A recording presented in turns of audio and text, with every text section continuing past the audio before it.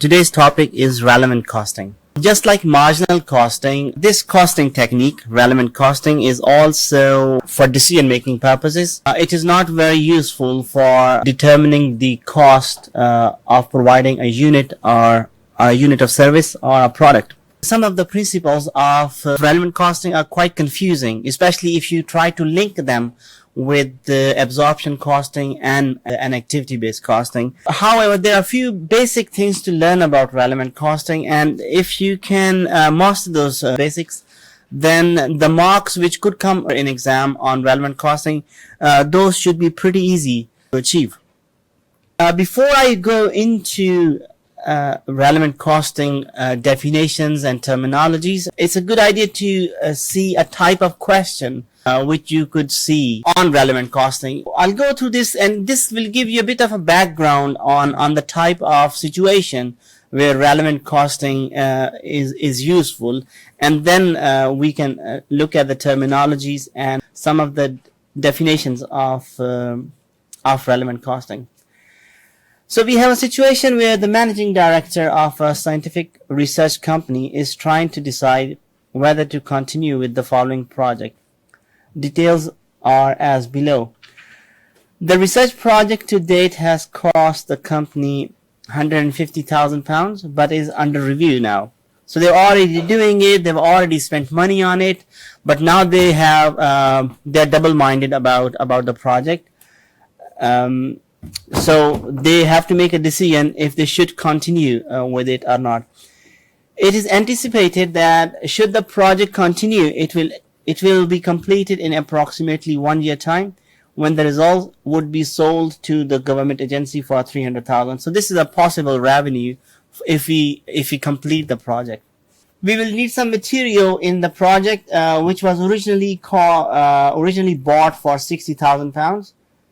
This material, which has just been received, is extremely toxic. It has no current use, and if not used on this project, would have to be disposed of at a cost of $50,000. If we go ahead with the project, nothing extra to pay. We have already bought the material. But if we don't go ahead with the project, we have to pay some cost to get rid of it. Labor cost for research project is $40,000. The men are highly skilled and difficult to recruit. They were transferred to the project from another department. The works directors claimed that if the men were returned to him, he could earn the company an additional $50,000 extra contribution from another project. Research staff cost is $60,000. A decision has already been taken that this will be the last major piece of research undertaken. And when this project ceases, the staff involved will be made redundant. Redundancy costs are estimated to be $25,000. Services cost for research project is estimated to be $35,000. The managing director is not very sure what is included in this expense. He knows, however, that the accounting staff charges similar amount every year to each department. So this is like fixed cost allocation. Required is find the relevant cost and revenue of proceeding with the research project for the next year. So we have two options, either discontinue the project or continue with it. And in this question, we are not thinking about the qualitative aspects of the decision making. We are looking at the quantitative aspects of decision, and that means after doing this calculation, if we think that financially this project would be more profitable or would be profitable, then we would continue with it. And if not profitable, then we will discontinue the project. So that's what the situation we have. So we will come back to this scenario again after looking at some of the terminologies for relevant costing. When it comes to relevant costing, the inputs what we need is future cash flows and future cost and benefits both. So in this case, we have a future benefit of $300,000, which is the revenue, and then there are some costs which we will incur in future if we go ahead with the project. When it talks about various alternatives, in our scenario, we have two alternatives: either discontinue the project or go ahead with it. What is important that you only have to look at incremental or differential cash flow should be considered. Another word is marginal. So it's a slightly similar concept. Approach is different though. But we look at incremental cost, the cost which we would incur if we go ahead, and if we would not go ahead, we would avoid those costs. Some definitions to be learned. I have examined these definitions in the past on relevant costing. Incremental cost is a cost which we will only incur if we make a decision or if we go ahead with the project. So, for example, if you take on a course and you have to pay a fee for that, that would be an incremental cost for you. The other one is opportunity cost. The potential benefit sacrificed when in selecting one alternative, another alternative is given up. So one of the opportunity costs which you guys are paying right now, generally I discuss with students how expensive these degrees have become now. And I asked them, okay, how much is your total cost for this degree? So they come up with a figure of around 50K. That would you think as well, 50K, 10K every year fee and plus accommodation and so on. So that's 50K is what you can see. But what you don't see is that you're spending 3 years here in the university and you're not going to work. So that is an opportunity cost. All of you could be making 20K, 25K elsewhere while you're doing the degree. So whereas you're paying 50K for your education and accommodation, you're losing money, 20K, 25K every year elsewhere. So that is your opportunity cost, 20K, 25K per annum. So altogether, your opportunity cost, let's make it 20K. You're losing 60K because you're not working and you're doing this. So you have two options. If you think about two options, going to work or going to uni, you have to think about how much you're going to pay plus how much you're going to lose because you're going to uni.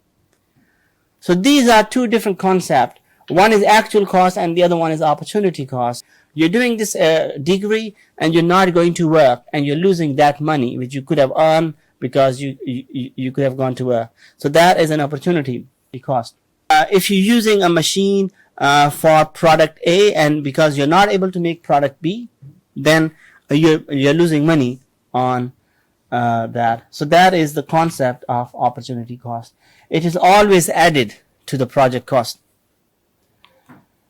And the third one is directly attributable fixed cost. Generally in marginal costing, and that is a bit of a difference we have here in relevant costing and marginal costing. Generally, fixed costs are considered irrelevant. If you remember the question of fringes, they're making 3 motors and then they were spending some extra advertisement cost. 5,000, 15,000 and 25,000. That is a fixed cost. It's not a per unit variable cost or a semi-variable. That is a fixed cost.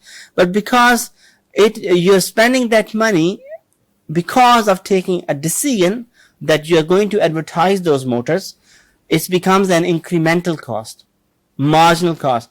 So because you're going to spend that money, even though it's fixed, because of taking a decision, therefore, those fixed costs are also relevant. So these are the 3 costs which are normally relevant. Sunk cost is a cost which you have already committed.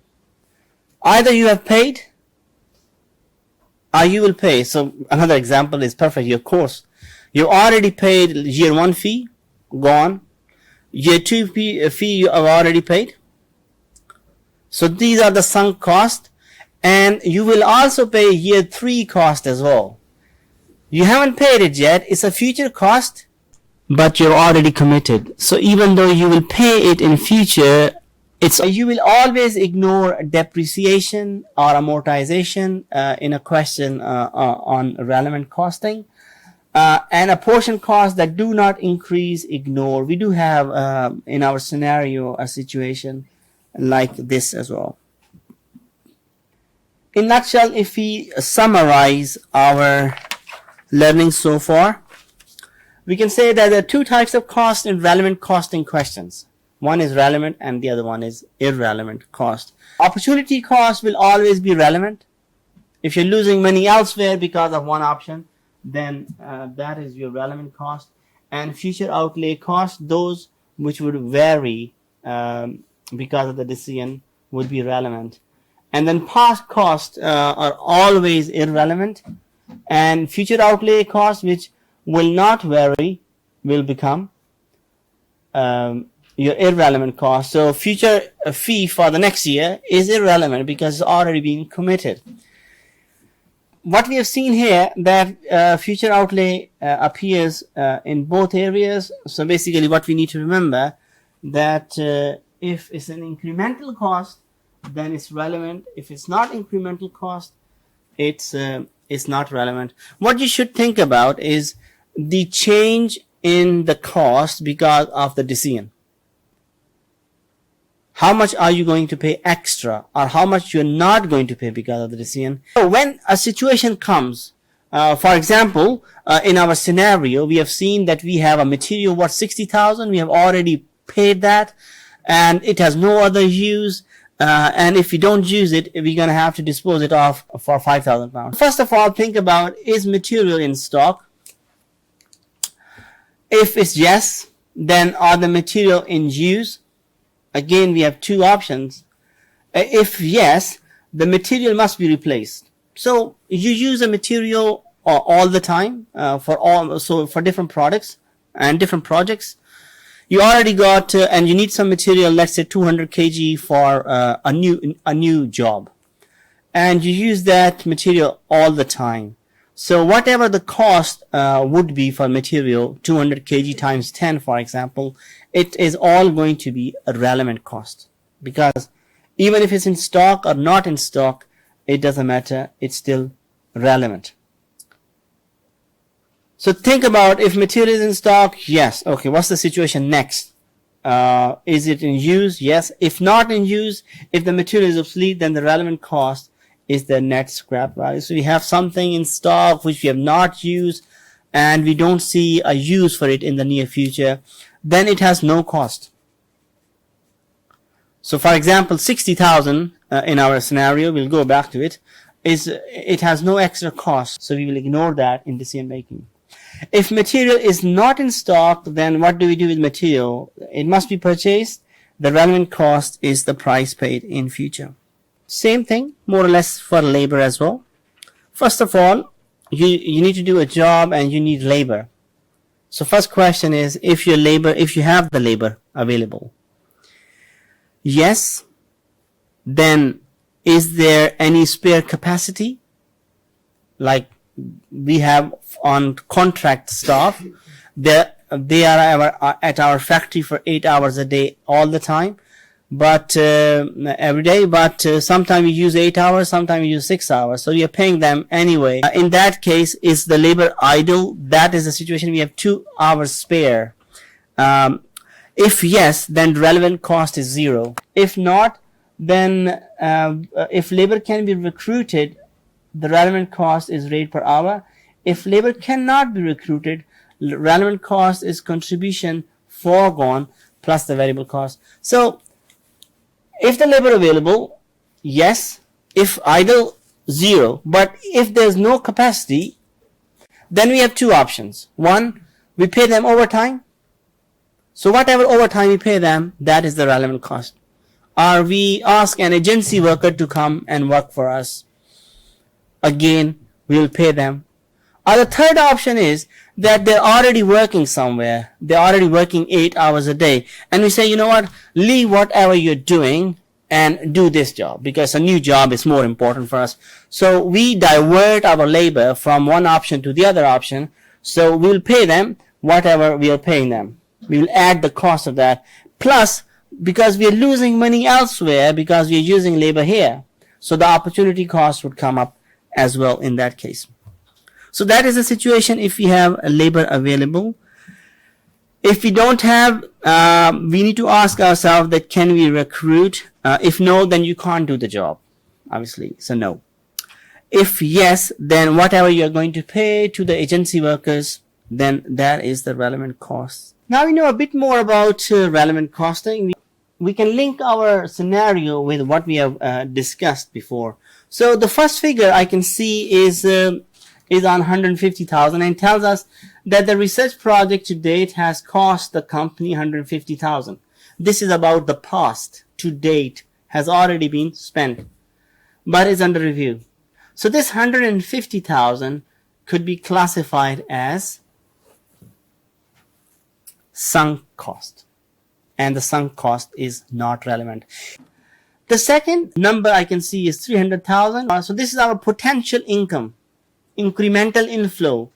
If you go ahead with the project, so that is the condition. If you go ahead with the project, we can make extra 300K. So that's our incremental, that is relevant. Material for research project, this originally cost 60K. You should have your material slide in front of you. Material in stock, yes, originally cost 60,000. This material which has just been received is extremely toxic. It has no current use, and if not used on the project. So, material not in use. The material in use, no, it's not in use. If the material is obsolete, then the relevant cost is scrap value. In this case, it's actually 0, plus you have to spend extra 5,000. So in this case, first of all, your first clue is that it is past. So it's a sunk cost already spent. Don't take that into account. Second thing is it's not in use. So scrap value is 0. So no relevant cost. And then there's an extra saving. If we go ahead with the project, this is tricky. If you go ahead with the project, we will not be spending this money. So this is a negative cost. You're not spending this money because of the contract. So you will add it as your income. It's not really an income, but it's a cost saving. So that is relevant. 150, not relevant. 300, relevant. 60, not relevant. 5,000, relevant. Next is our labor. For research project is 40,000. So if you go ahead with the project, we will pay them 40,000. 40K is relevant because we are going to pay them if you go ahead with the project. And 50K is also relevant because we are losing money elsewhere because we are using labor. Now this is very confusing because you're paying 40K anyway, and then you're adding 50K as well. So the total labor cost is going to be 90K.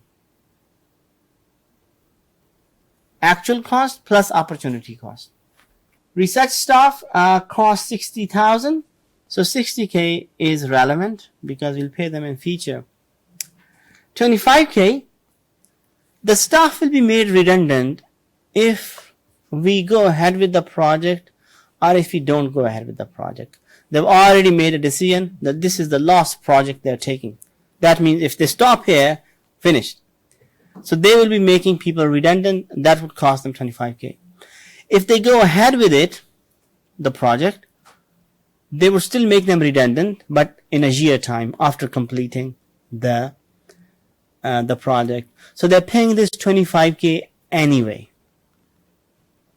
So this cost is not relevant to this project. However, one could argue one thing, and that is the time value of money. You're paying 25K if you finish the project now. You're paying 25K now. But if you finish the project in a year time and then make them redundant, you're paying them 25K in a year time. 25K now values more than 25K in a year time.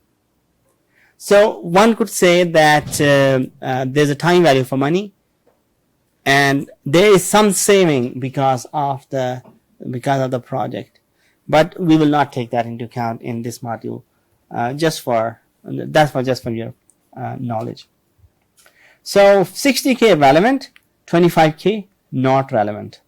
Share of general building 35K. Is it incremental? That's one thing we need to take into account when it's fixed cost. It seems like fixed overhead apportionment 35K not relevant. If you sum them up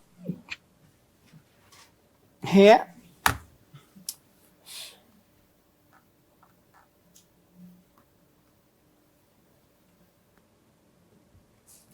and an answer could look like this. So you have 300K income, saving disposal is 5k, so that's a negative cost, so it will be added to income. Then all of our relevant costs 40k, 50k and 60k will be added together. Our additional cash, if we carry on with our project, we will make extra 155k, taking everything into account.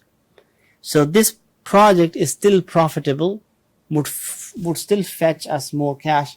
So if the decision is being made on the basis of numbers, financials, then we should go ahead with the project.